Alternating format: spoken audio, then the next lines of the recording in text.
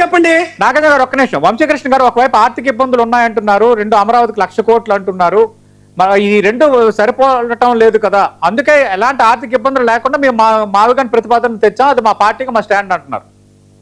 Sir వాళ్ళ party వాళ్ళ స్టాండ్లు season కి ఒక స్టాండ్ మారిపోతా ఉండేటటువంటి పార్టీ జగన్మోహన్ రెడ్డి గారి పార్టీ.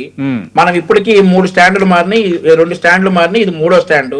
రేపు స్థానిక సంస్థల ఎన్నికలు అయిపోయిన తర్వాత 4వ స్టాండ్కి వచ్చింది. నారా లోకేష్ గారు ఎన్నికల గురించి చెప్తా ఉన్నారు.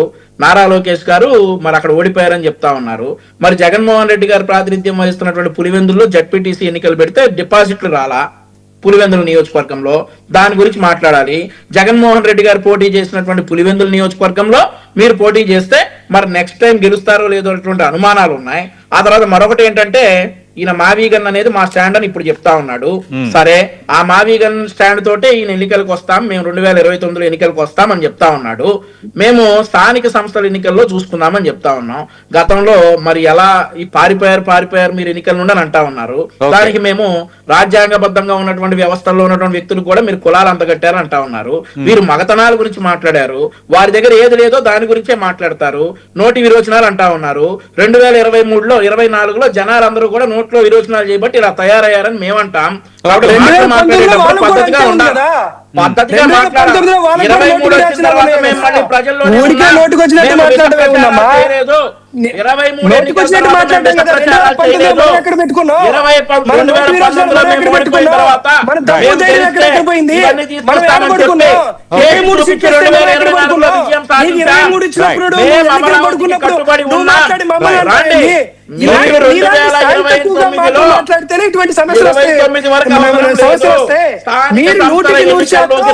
మీరు కమ్మవారి